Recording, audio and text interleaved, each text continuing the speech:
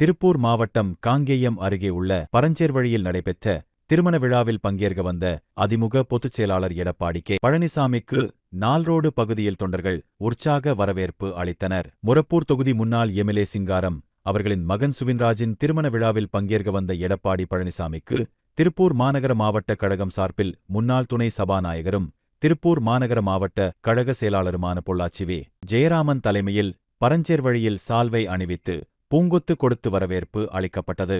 திருமணம் பரஞ்சேர்வழி கரியகாளியம்மன் கோவில் முன் மண்டபத்தில் நடைபெற்றது.